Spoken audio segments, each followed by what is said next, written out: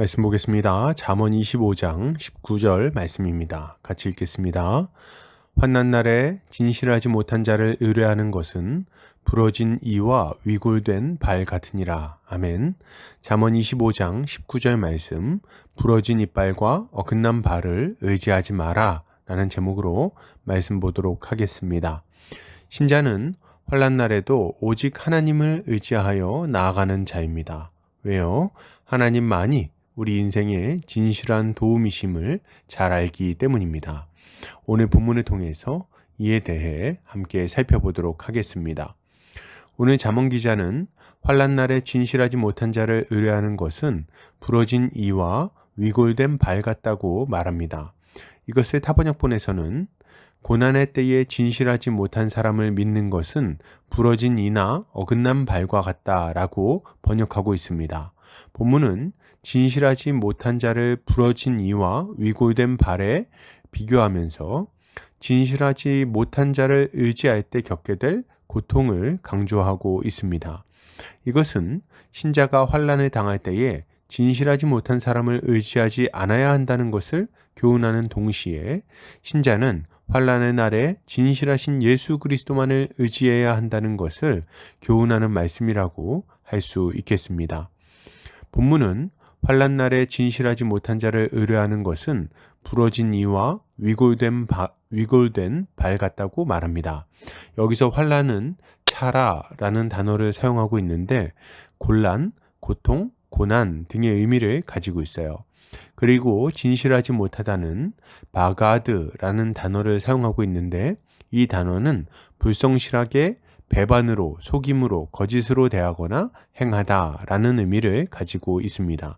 그리고 의뢰하다는 미브타흐라는 단어가 사용되었는데 이 단어는 신뢰, 확신 등의 의미를 가지고 있습니다. 그러니까 정리해 보자면 곤란하고 고통스러운 날에 불성실하게 행하는 자를 의뢰하는 것은 부러진 이빨이나 어긋난 발과 같다고 말하는 것입니다. 이것은 참 재미있는 표현입니다. 부러진 이빨은 어떤 어려움을 가져옵니까? 먹을 것을 먹지 못하게 만들죠. 힘들고 지쳤을 때 우리는 튼튼한 이빨로 음식을 씹어서 배를 채워야 됩니다. 그래야 힘을 얻어서 움직이고 일을 해결해 나갈 수 있는 거죠. 그런데 이런 튼튼한 이의 역할을 해줘야 할 사람이 제 역할을 하지 않고 불성실하다면 어떻게 되겠습니까? 힘을 얻기는커녕 그 사람 때문에 더 힘을 잃어버리게 되는 것입니다. 그러면 위골된 발은 어떤 어려움을 가지고 올까요? 이것은 뼈가 어긋나서 걸을 때마다 고통을 주는 다리 상태를 말하는 것입니다. 건강한 발은 문제가 생겼을 때 빨리 그 문제를 해결하러 달려가게 해줍니다. 그런데 뼈가 어긋나 버리면 어떻게 되겠습니까? 신속하게 움직이지 못할 뿐 아니라 한 걸음 걸을 때마다 고통스럽고 힘들게 만드는 거죠. 이처럼 진실하지 못한 사람은 문제의 원인을 신속하게 파악해서 해결하는 데 도움을 주지 못할 뿐 아니라 문제를 키워서 더 큰 고통을 겪게 만드는 것입니다. 이것은 신자가 고통의 시기에 불성실한 자를 믿고 의지하는 것이 얼마나 어리석은 일인지를 잘 교훈하는 말씀이라고 할 수 있겠습니다. 우리는 인생의 여러 어려움들을 만나게 됩니다. 그럴 때 우리가 쉽게 할 수 있는 실수는 겉보기에 부하고 능력 있어 보이는 사람을 의지하는 것입니다. 이것이 왜 실수일까요?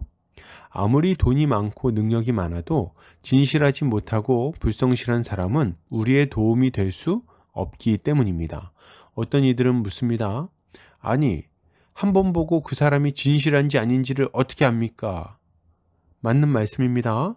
한번 보고 그가 어떤 사람인지 알 수는 없겠죠. 그런데 왜 알지도 못하는 사람에게 그 위기의 순간에 손을 내미는 겁니까? 그가 진실한지 아닌지 알지도 못하면서 왜 그런 사람에게 그 중요한 일을 맡기냐는 거예요. 이것은 당연히 안 되는 일입니다. 그러면 그가 진실한지 아닌지는 어떻게 알 수 있는 걸까요? 단순합니다. 그가 지금까지 살아온 모습을 보면 알 수 있어요. 그가 약속을 잘 지켰는지 아닌지, 그가 어떤 일을 했고 그 결과는 어떠했는지, 그는 평소에도 형제를 돕기 위해 힘쓰는 사람인지 아닌지, 누군가가 어려움을 겪을 때 그가 어떻게 반응했는지, 이런 것들을 살펴보면 그가 어떤 이인지는 금세 알 수 있는 것입니다. 우리는 속지 않아야 되겠어요. 이런 불성실한 자들의 특징은 앞에서는 마치 간이고 쓸개고 다 빼줄 것처럼 말한다는 것입니다. 가만 들어보면 이 사람들 말만 들으면 모든 문제가 해결될 것처럼 여겨지기도 합니다. 그리고 이들은 전에는 잘 못 도와줬지만 이번에는 진짜 잘 도와주겠다고 약속을 하죠. 그러나 아니요, 이들의 약속은 또다시 지켜지지 않을 것입니다. 문제도 여전할 거예요. 위급하다고 해서 이들의 손을 잡게 되면 더 시간을 지체하게 되고 더 큰 돈을 낭비하게 될 것이며 더 건강을 해치게 될 것입니다. 여러분, 이 진실하지 못한 자들은 형제의 사정에 아무 관심이 없다는 것을 기억하시기 바랍니다. 정말 형제를 생각하는 자들이었다면 이전에 그런 악한 열매를 맺지 않았겠죠. 이들의 관심사는 오로지 자신들의 이득과 성공뿐입니다. 그러니 지금 손을 내밀었다고 해도 조금만 손해볼 것 같거나 이득이 되지 않을 것 같으면 금세 돌아서 버릴 거예요. 우리는 이것을 알고 이런 이들을 믿는 어리석은 선택을 하지 않아야 하는 거죠.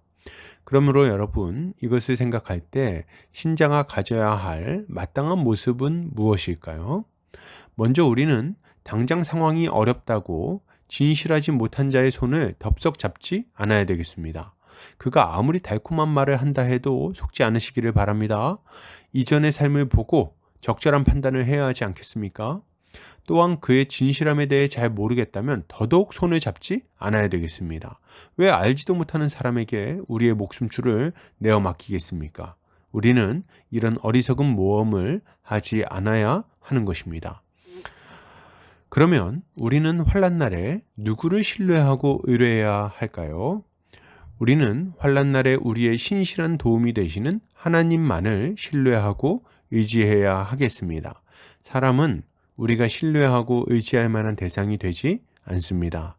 심지어는 그가 선한 마음을 가지고 있다 해도 마찬가지예요. 왜냐하면 사람은 하나님이 아니요 그저 사람일 뿐이기 때문입니다. 주님은 말씀하십니다.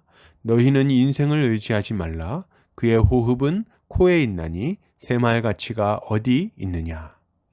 이 말씀을 생각해 볼 때 사람을 의지하여 내 목숨줄을 내맡기는 것은 어리석은 일이 될 수밖에 없는 거죠. 우리는 전능하신 하나님을 신뢰해야 합니다. 우리의 아버지 되신 그분께 우리의 문제와 사정을 아뢰어야 되겠어요. 사람에게 나아가서 아쉬운 소리를 하기 전에 먼저 하나님 앞에 무릎을 꿇고 은혜를 구해야 합니다. 그리고 그의 지혜를 구하며 이를 해결해 나가야 하는 거죠. 이 말은 어려움이 있을 때 사람들에게 도움을 받지 않아야 한다는 말이 아닙니다. 주님이 허락하신 사람들에게 도움을 받아야 할 거예요.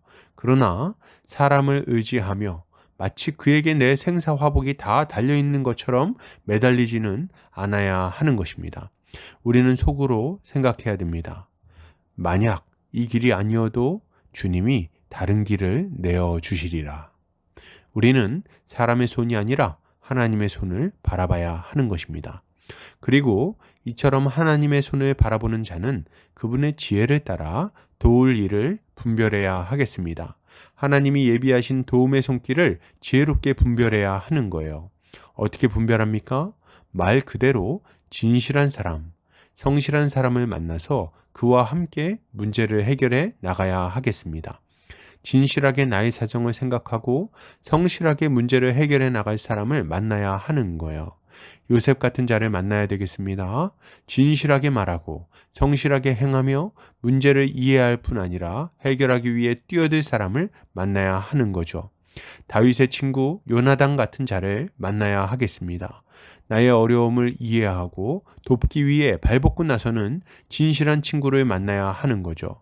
그로 인해 자신이 난처한 처지에 빠진다 할지라도 모른다 배신하지 않을 진실한 친구를 만나야 하는 것입니다. 누가 이런 친구입니까? 일단 그리스도가 이런 친구이시겠죠. 그리고 그리스도 안에서 거듭난 형제 자매들이 이런 친구입니다. 우리는 이런 신실하고 정직한 자들과 함께 문제를 해결해 나가고, 그렇게 할 때 고난의 날을 잘 견디고 이겨낼 수 있는 것입니다. 결론을 드립니다. 여러분, 환난 날에 하나님을 의지하시기 바랍니다. 그리고 그의 보내신 진실한 자들과 함께 문제를 해결해 나가시기 바랍니다. 이렇게 할 때 주님은 우리에게 새 힘과 넓은 길을 허락해 주실 것입니다. 오늘도 주님의 지혜로 승리하는 성도님들 되시기를 주의 이름으로 축복합니다.